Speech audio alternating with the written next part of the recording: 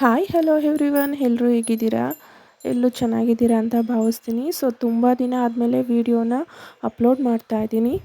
ಕಾರಣ ಇಷ್ಟೇ, video upload ಮಾಡೋದಕ್ಕಾಗದೇ ಇರೋವಂಥದ್ದು ಮದುವೆ ಅಂತ ಹೇಳಿದ್ದೆ ನನ್ನ ಪ್ರೀಮಿಯರ್ ವೀಡಿಯೋದಲ್ಲಿ. ಸೊ ಮದುವೆಯಲ್ಲಿ ಬ್ಯುಸಿಯಾಗಿದ್ದೆ.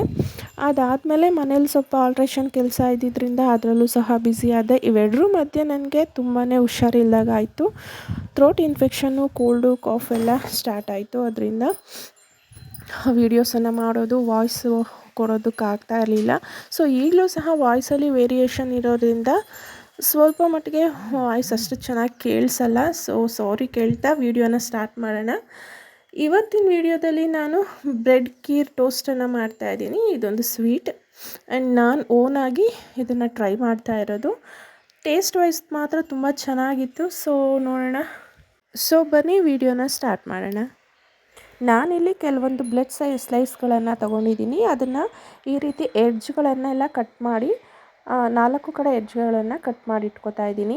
ಸೊ ಕಟ್ ಮಾಡಾದಮೇಲೆ ಸೆಂಟ್ರಲ್ಲೂ ಸಹ 4 ಪೀಸಸ್ ಆಗಿ ಕಟ್ ಮಾಡ್ಕೋತಾ ಇದ್ದೀನಿ. ಈ ರೀತಿ 4 ಪೀಸಸ್ ಆಗಿ ಕಟ್ ಮಾಡಿಕೊಂಡು ಎಲ್ಲದನ್ನು ಸಹ ಈ ರೀತಿ ಕಟ್ ಮಾಡಿಕೊಂಡು ಒಂದು ಕಡೆ ಇಟ್ಕೋತಾ ಇದ್ದೀನಿ.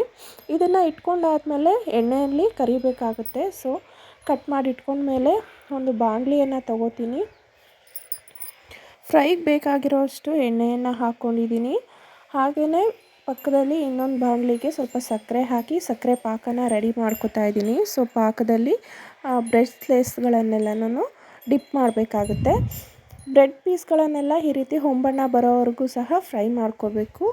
ತುಂಬ ಡೀಪ್ ಫ್ರೈ ಮಾಡಿ ಬ್ಲ್ಯಾಕ್ ಮಾಡಬಾರ್ದು. ಮೀಡಿಯಮ್ ಸಿಮ್ಮಲ್ಲಿ ಇಟ್ಕೊಂಡೆ ಇದನ್ನು ರೋಸ್ಟ್ ಮಾಡ್ಕೋಬೇಕಾಗುತ್ತೆ. ಸೊ ಈ ರೀತಿ ಎಲ್ಲನೂ ರೋಸ್ಟ್ ಮಾಡಿಕೊಂಡು ಸೈಡಲ್ಲಿ ಒಂದು ಪ್ಲೇಟಲ್ಲಿ ಇಟ್ಕೊಂಡಿದ್ದೀನಿ. ಹಾಗೆ ಪಕ್ಕದಲ್ಲಿ ಇಟ್ಕೊಂಡಿರೋ ಅಂಥ ಪಾಕದಲ್ಲಿ ಹಾಕ್ಕೋತಾ ಇದ್ದೀನಿ. ಇದು ಮೇಯ್ನ್ ಪ್ರೊಸೀಜರು. ಇಲ್ಲಿ ಸ್ವಲ್ಪ ಹುಷಾರಾಗಿರಬೇಕಾಗುತ್ತೆ. ಯಾಕೆ ಅಂದರೆ ಪಾಕದಲ್ಲಿ ಜಾಸ್ತಿ ನೆನೆಸಿದ್ರೆ ಬ್ರೆಡ್ ಪೀಸ್ಗಳೆಲ್ಲ ಪುಡಿ ಪುಡಿ ಆಗಿಬಿಡುತ್ತೆ. ಸೊ ಸ್ವಲ್ಪ ಕ್ರಂಚಿಯಾಗೇ ಇರಬೇಕು. ಹಾಕಿದ ತಕ್ಷಣ ಪಾಕದಲ್ಲಿ ಮುಳುಗಿಸಿ ಮತ್ತೆ ಮೇಲೆ ಎತ್ಬಿಡಬೇಕು. ಸೊ ಈ ರೀತಿ ಮಾಡಿಕೊಂಡು ಸೈಡ್ಗೆ ಇಟ್ಕೊಂಡ್ಮೇಲೆ ನಾನು ಆಗಲೇ ಸಕ್ಕರೆ ಪಾಕ ಮಾಡಿ ಇಟ್ಕೊಂಡಿರೋ ಅಂಥ ಬಾಣಲಿಯನ್ನೇ ಮತ್ತೆ ತೊಗೊಂಡು ಅದಕ್ಕೆ 1/4 ಲೀಟ್ರ್ ಆಗುವಷ್ಟು ಹಾಲನ್ನು ಹಾಕ್ಕೋತಾ ಇದ್ದೀನಿ. ಹಾಲನ್ನು ಚೆನ್ನಾಗಿ ಕಾಯಿಸ್ಕೊಂಡು ಅದಕ್ಕೆ ಸಕ್ಕರೆ ಪಾಕ ಉಳಿದಿರ್ತಲ್ಲ ಅದನ್ನೇ ಸಹ ಹಾಕ್ಕೋತಾ ಇದ್ದೀನಿ. ಪಾಕ ಚೆನ್ನಾಗಿ ತಿರುಗಿಸ್ಕೊಟ್ಟಾದ್ಮೇಲೆ 2 ಕಪ್ ಆಗುವಷ್ಟು ಹಾಲು ಪೌಡ್ರನ್ನು ಹಾಕ್ಕೋತಾ ಇದ್ದೀನಿ. ಹಾಲು ಪೌಡ್ರ್ ಹಾಕ್ಕೊಂಡ್ಮೇಲೆ ಸಿಮ್ಮಲ್ಲಿ ಇಟ್ಕೊಂಡು ಗಂಟಿಲ್ದ ಹಾಗೆ ನಾವು ಚೆನ್ನಾಗಿ ಕಲಿಸ್ಕೊಡ್ಬೇಕಾಗುತ್ತೆ. ಚೆನ್ನಾಗಿ ಕಲಿಸ್ಕೊಟ್ಟು ಕುದಿ ಬರಬೇಕಾಗುತ್ತೆ. ಕುದಿ ಬರ್ತಾ ಇರಬೇಕಾದ್ರೆ ಇನ್ನಷ್ಟು ಸಹ ಬೇಕು ಅಂದರೆ ಪೌಡರನ್ನು ಆ್ಯಡ್ ಮಾಡ್ಕೋಬೋದು. ಇಲ್ಲ ಅಂದರೆ ಬೇಡ ಅಂದರೆ ಇಷ್ಟಕ್ಕೆ ಸ್ಟಾಪ್ ಮಾಡಿಕೊಂಡು ಕೈ ಬಿಡದೆ ಚೆನ್ನಾಗಿ ಕಲಿಸ್ಕೊಡ್ತಾ ಇರಬೇಕು.